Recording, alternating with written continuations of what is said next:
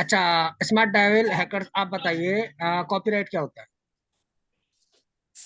Copyright किसी भी चीज जैसे कि हमने कोई चीज खरीदी, उसको हम अपने अपने नाम से कॉपीराइट अपने नाम से रजिस्टर कराते हैं। अपने नाम से रजिस्टर्ड कराते हैं ना, तो उसको कॉपीराइट बोलते चलो ठीक है, मैं एक हैं। जैसे अच्छा सा किसी भी उदाहरण कंपनी देता को हूँ, लिया। सुनो। अब अच्छे से समझेंगे हम्म, इस चीज को। कॉपीराइट का मतलब होता है, मान के चलो आज कोई मूवी बनी, राइट, बाहुबली लगा के चलते हैं अपन। अगर बाहुबली की कोई स्टोरी चुराता है और उसके ऊपर सेम वही चीजें हम्म, दोहराता है, ठीक है, या तो पहले उनसे परमिशन लेनी होगी कि हम आपकी कॉपी कर रहे हैं, ठीक है। अगर आप उससे परमिशन ना लेकर के फिर भी आप उसकी सेम रील बनाते हो या सेम एज इट इज हम्म। उसका आप करते हो, तो आपके ऊपर केस लग जाएगा, किसका?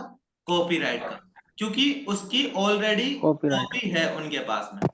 मान के चलो आज मैं कोई बुक खरीदता हूं, ठीक है, मैंने पब्लिशर से कोई बुक ली और उसको सेम एज इट इज छाप के और मैं मतलब इन बांट दूं पूरे मार्केट में, तो मेरे ऊपर कॉपीराइट का केस लग जाएगा, क्योंकि ऑलरेडी उसके पेटेंट ये लिखा हुआ है ना, पेटेंट लिए हुए हैं, किसी हम्म। ने अपने नाम कराए हुए हैं।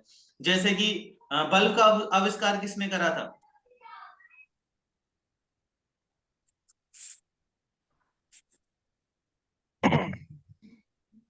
क्या हो रहा बाकी है? अगर सिंपल सी बात मैं बोलूं, कॉपीराइट का मतलब है किसी भी चीज की कॉपी कर देना। एज ए मेरी कोई भी वीडियो अगर मैं बनाता हूँ और वही वीडियो आप मेरी बनाकर सेम टू सेम उसे रख देते हो, तो मैं आपके हम्म। ऊपर एक क्लेम लगा सकता हूँ कॉपीराइट का, कि सर इसने मेरी कॉपी की हुई है, या तो इसको बैन किया जाए या इसको पनिशमेंट दी जाए। हमारे सामने क्वेश्चन आने वाले हैं, ठीक है राहुल जी, अब थोड़ा आप मैं क्लास कर लूं, क्योंकि आज 1.5 घंटे की क्लास करनी है, बहुत सारा चैप्टर क्लियर करवाना है। एक्चुअल प्रॉपर्टी का अगर पूछी जाएगी तो आपके सामने 4 से 5 चीजें दिख रही हैं, इनमें से एक क्वेश्चन करेगा, ठीक है ना, कि एक्चुअल प्रॉपर्टी कौन कौन सी होती है। तो हमारे पास ऑप्शन क्या होंगे? Copyright, trademarks, patent, design rights, यानी कि अधिकार होता है राइट्स डिजाइन का, राइट्स, ट्रेड। ट्रेड सीक्रेट, ठीक है ना। नेक्स्ट बढ़ते हैं अपन, राइट्स। ठीक है ना। टॉपिक डाल लो, व्हाट इज साइबर सिक्योरिटी।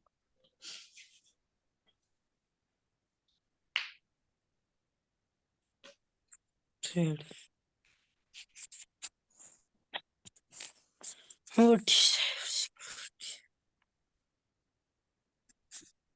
थक चुके होंगे ये पढ़ते पढ़ते, है ना। नहीं सर, अब हमारा अगर ना। सिंपल वे में बात करें तो साइबर सिक्योरिटी है क्या?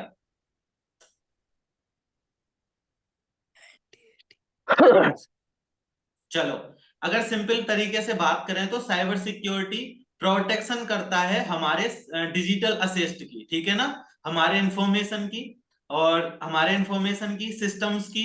अटैकर जो हमारे ऊपर अटैक करते हैं, ब्लैक हैट हैकर होते हैं, अनऑथराइज एक्सेस को रोकता है साइबर सिक्योरिटी, ठीक है ना। समझ में आ रहा है ना? साइबर सिक्योरिटी का मतलब क्या बिल्कुल। है? हमारे जो इंफॉर्मेशन होता है उनकी प्रोटेक्शन करता है। जो हमारे डिजिटल असिस्ट होते हैं, यानी कि जो हमारी डिजिटल प्रॉपर्टी है, जैसे कि बात करूं हमारे डेटा, हमारे सोशल मीडिया अकाउंट, हमारे एक्चुअल अकाउंट, ठीक है ना, अभी जो हमने पढ़े थे, राइट, उन सब की सिक्योरिटी करना ही साइबर सिक्योरिटी होती है। अगर अदर वर्ड में बात करूं, it mean keeping everything to offline safe, online safe, यानी कि जो आज हमारे पास में ऑनलाइन चीजें हैं उन सबको सेफ करना ही साइबर सिक्योरिटी है, जिससे कि आपकी फाइनेंशियल और पर्सनल इंफॉर्मेशन को कोई चुरा ना सके, उन्हें उनका एक्सेस ना कर सके। अगर वो एक्सेस करता है तो आप बहुत ज्यादा हार्मफुल हो जाएंगे। मैं बात करूं, 2 अटैक हुए थे आज से कुछ टाइम पहले, द पनामा पेपर्स और याहू हैक, ठीक है ना। मेडिसिन डेटा ब्रीच हुआ था इनके बीच में, यानी इनका डेटा ब्रीच करा गया था अभी कुछ टाइम पहले। कौन से अटैक थे?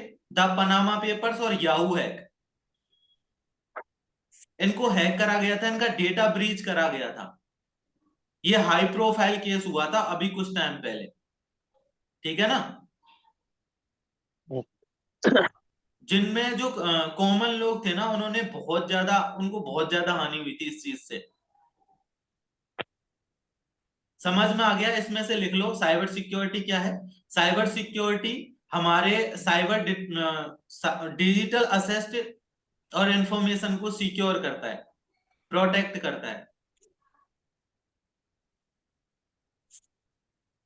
सिस्टम पर होने वाले अनऑथराइज एक्सेस को रोकता है और सिस्टम पर होने वाले अटैक और अनऑथराइज एक्सेस को रोकता है।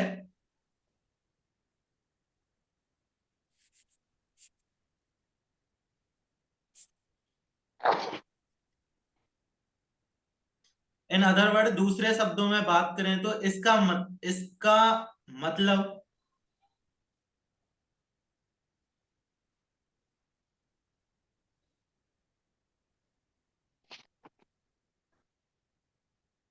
मतलब प्रत्येक ऑनलाइन चीज को सेफ बनाए रखना है।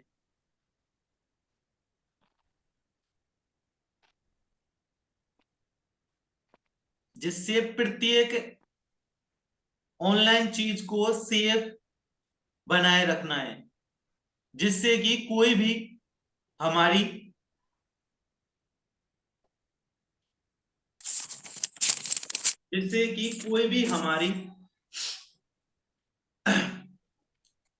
फाइनेंशियल और पर्सनल इंफॉर्मेशन को यूज ना कर सके।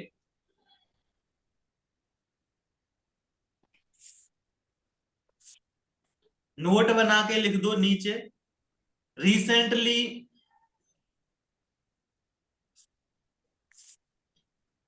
Recently cyber attack, the Panama papers and Yahoo hacked and Huxley medicine data breach.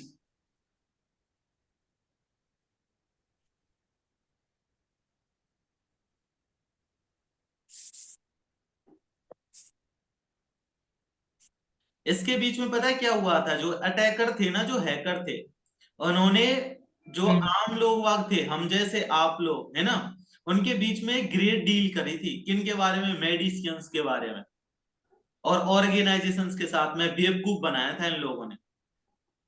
Online वगैरह नहीं होते हैं, जैसे कि मान के चलो मैं आपको ऑनलाइन डिलीवरी करके दूंगा मेडिसियंस की, तो आपसे पैसे डलवा दिए बट आपको डिलीवरी नहीं दे पाया मैं, ठीक है? दूसरा क्या था सर? एक तो पनामा पेपर, दूसरा याहू हैक लिखा हुआ है मेरिशियस। हाँ। या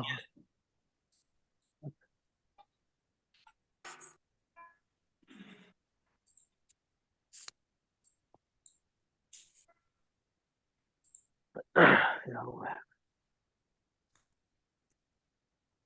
ये रहा, दिख गया? ठीक गया दिख गया, सर। दिख गया। अब दिख जाएगा अच्छे से। ये रहा।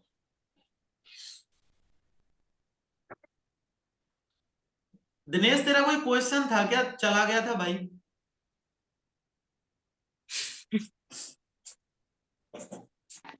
दिनेश, हाँ सर। कोई क्वेश्चन था क्या? चले गए थे आप? हाँ सर, वो ब्लॉग्स का था। ब्लॉग्स क्या ब्लॉग्स होते हैं? Blog account. दिखाऊं? ब्लॉग्स ब्लॉग्स क्या अकाउंट होते हैं या फिर बोल के बता दूं? बता। बोल के बता दो।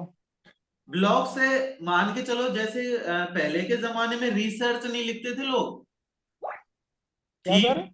जैसे कि मान के चलो आज मैं मनाली घूमने के लिए गया। हाँ सर। अब मनाली के बारे में मुझे बहुत सारी चीजें अच्छी लगी, जैसे कि वहां के झरने, वहां की प्राकृतिक चीजें, नेचर, पेड़ पौधे, इंसान, लोग।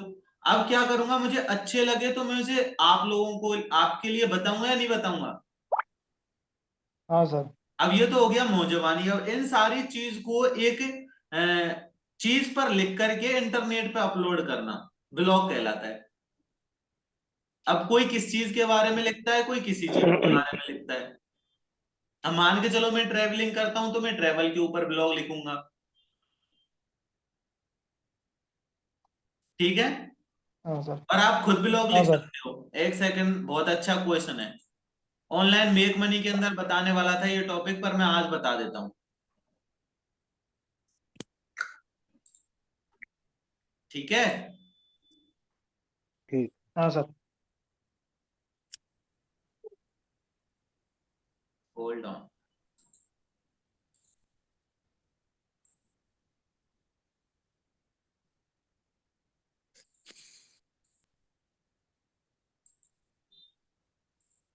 आपको मेरी नई टैब दिखाई दे रही है? अपलोड हो रही है सर। हाँ दिख अब रही तो है। दिख गई? यहाँ पे हाँ दिख गई। गूगल एप्स का ऑप्शन दिखाई दे रहा है जहां पे मेरा माउस का कर्सर है। हम्म। हाँ दिख रहा है सर। यहाँ पे क्लिक करेंगे, ठीक है, और यहाँ में हाँ ब्लॉगर दिख गया ऑप्शन, हाँ सर। ठीक है, क्लिक करेंगे उसके ऊपर।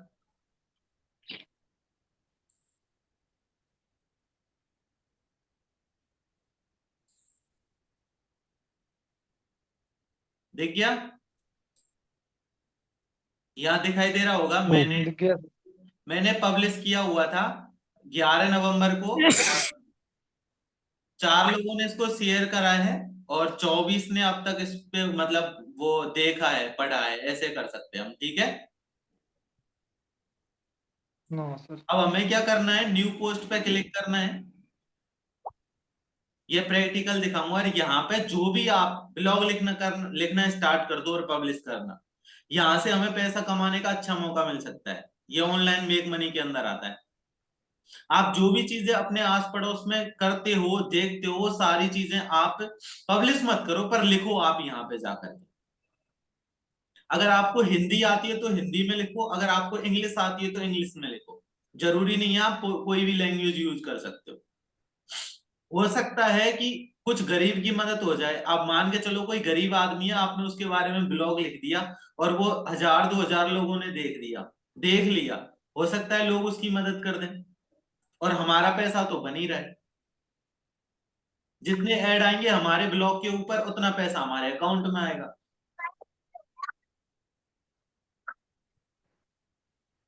सही है गलत है? सही है सर। इससे इससे तो ठगी भी होती है ना, क्या? फेक वो, ऐसे तो फेक वो बनाई जाती है बहुत। क्या बनाई जैसे सर जाती है? हम जैसे सर इसमें हम कुछ अपने हिसाब से सोच समझ कर तो भेज सकते हैं इसमें तो। हम कुछ भी लिख सकते हैं, पर वो केवल जनहित में जारी होना चाहिए, ठीक है। ऐसा ब्लॉग लिखना है हमें जिससे लोगों का फायदा हो। अगर हम जातिवाद के ऊपर ब्लॉग लिख रहे हैं तो देखो प्रॉब्लम्स तो क्रिएट होंगी। मैंने कहा कि अगर हम देखो हमें शौक पालने चाहिए, जैसे कि मैं कहूं मुझे 2 चीजों का बड़ा शौक है। पहला तो घूमने का, ट्रेवल करने का, दूर दूर तक ट्रेवल करने का, ठीक है। मैं स्प्लेंडर प्लस बाइक से आप सोच नहीं सकते रोहतांग तक जा चुका हूं, स्प्लेंडर प्लस बाइक से, ठीक है। रोहतांग है मनाली से कई किलोमीटर आगे, जहां पे गर्मी के मार्च और अप्रैल के महीने।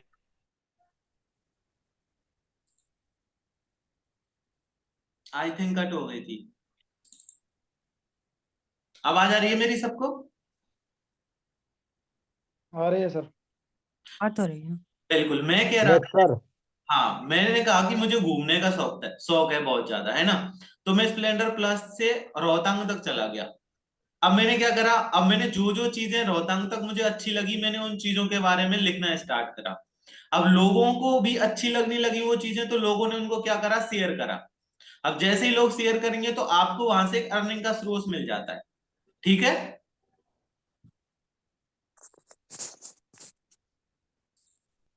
चलो नेक्स्ट टॉपिक पढ़ते हैं हम। यहां थे हम। तो हम साइबर सिक्योरिटी के बारे में पढ़ेंगे कि जो फर्स्ट साइबर सिक्योरिटी जो हम कह सकते हैं, साइबर सिक्योरिटी के अंदर फर्स्ट जो थ्रेट आया था, या जो फर्स्ट वायरस आया था, ये जो साइबर सिक्योरिटी नामक जो चीज है वो 1988 से आई है, as a result of the one of first ever registered online virus. और तभी 1988 में पहला ऑनलाइन वायरस रजिस्टर्ड करा गया था।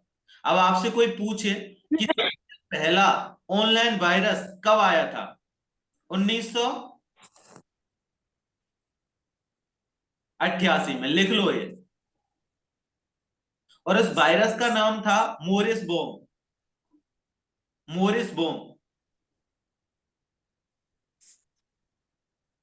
और इस वायरस का काम था ये इंटरनेट से कनेक्ट होकर और कंप्यूटर से कनेक्ट होकर के हमारे पीसी या लैपटॉप को या लैपटॉप को बहुत ज्यादा स्लो कर देता था, हमारे इंफॉर्मेशन को चुरा लेता था, हमारे नेटवर्क में फैल जाया करता था, हमारे अमित सर सॉरी मैं इस लाइन को दोबारा रिपीट करोगे थोड़ा?